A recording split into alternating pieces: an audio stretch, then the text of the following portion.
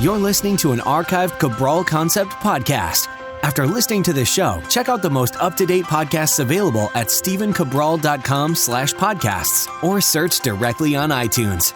And now, welcome to the Cabral Concept, where board-certified naturopath and integrative health practitioner Dr. Stephen Cabral shares how he was diagnosed at the age of 17 with a life-altering illness and given no hope for recovery. It was only after studying and traveling all over the world did he discover how to combine ancient Ayurvedic healing practices with state-of-the-art naturopathic and functional medicine to fully rebalance the body and re-energize it with life. It's time to discover how to get well, lose weight, and finally feel alive again. And now, here's your host, Dr. Stephen Cabral. I'm Stephen Cabral.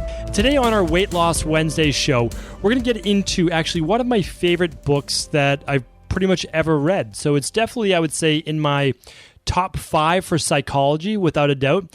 And this is one of the few books that I actually kept from college. So as many of you know, I didn't really begin collecting and keeping my books to maybe about 5 or 6 years ago. And at that time, I realized how important it was to keep them as a reference guide. So what I typically did back then is I would take them out from a library, or I would just make notes of them myself, whether I borrowed them from someone else. But when I was able to, I began to spend money and really purchase these books. And when I purchased them, I then took greater amounts of notes. I dog-eared the pages that I really liked. And for me, what it is I can just pick back up a book that I might have even read 4 or 5 years ago. Just open up that book, and immediately all of that knowledge starts to come back to me, and in a way that I think is really usable for me and absolutely gives me the ability to hopefully then share it with you.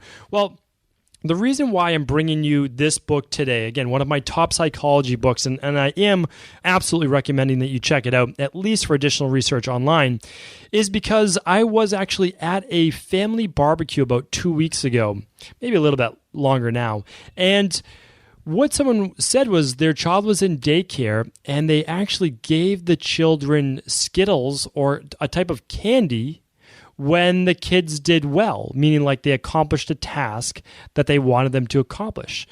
And I just immediately went back to this book. It's called Punished by Rewards by Alfie Kohn. And it says, the trouble with gold stars, incentive plans, A's, praise, and other bribes. And so what that means is this. When you reward a child or anyone with something for that task, that then essentially cheapens the task for them in and of itself. Meaning like the task itself could have been rewarding enough. But now when they complete a certain task, they're looking now for this reward. And that reward then takes away from the intrinsic motivation of whatever it is that a child or someone might be doing. But I want to get back to this really in the terms of weight loss and food now. Because in our society, we're really being hardwired from a child to want, how many times have you heard like you need to clean your plate or eat everything on your plate? Like that was big when I was growing up. Or there's starving children all around the world who would kill for this food.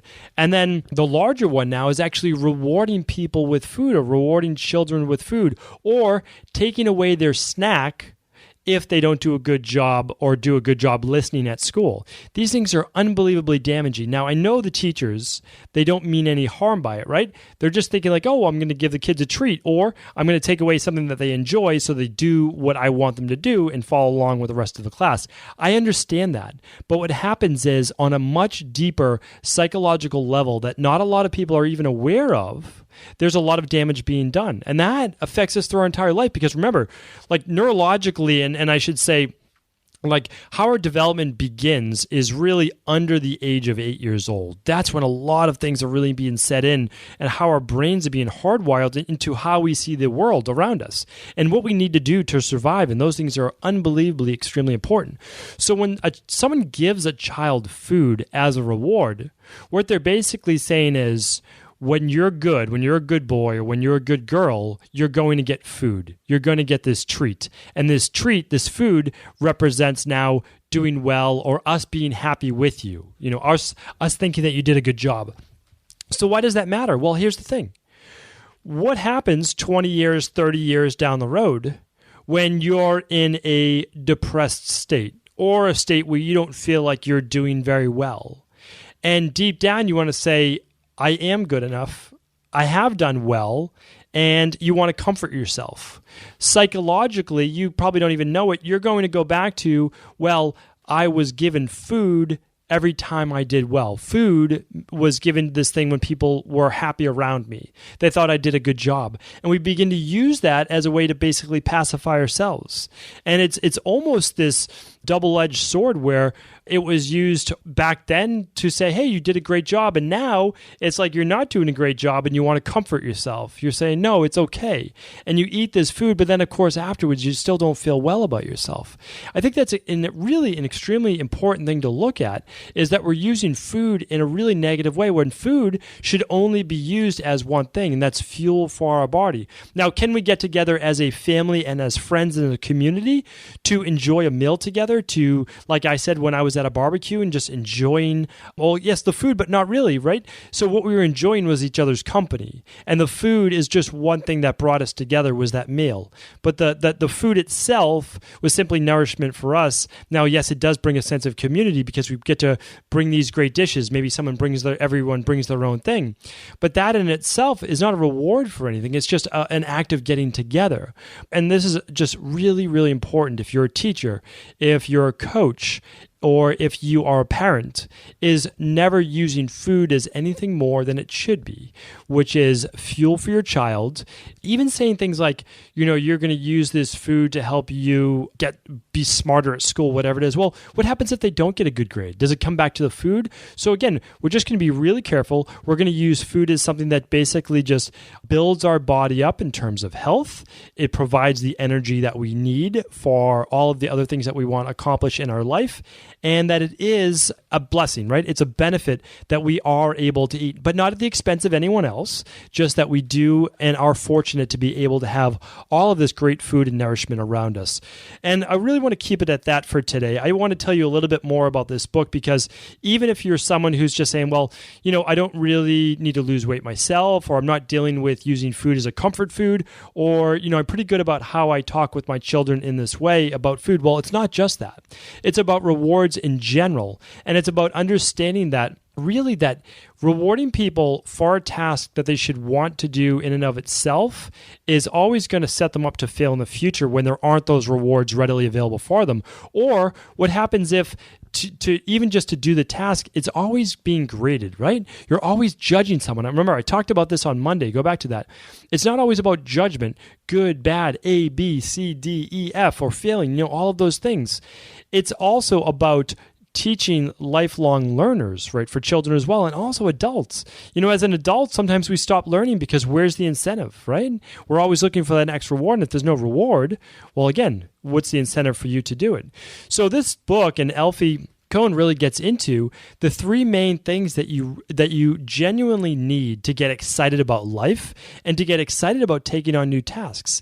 And that's this thing called autonomy. Autonomy means you want to be able to have some control over your choices, some control over what you do in life. That might be in picking the foods that you choose. That might be in the exercise. That means certain things. That autonomy is part one. He calls it the ABCs. The second thing is the B. It's called belonging.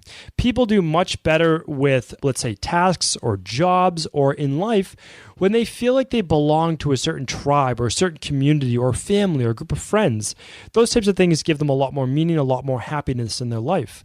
And the last part is competence.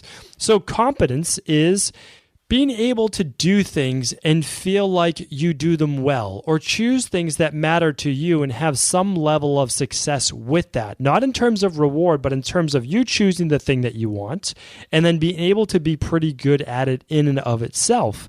That leads you to want to do that thing more.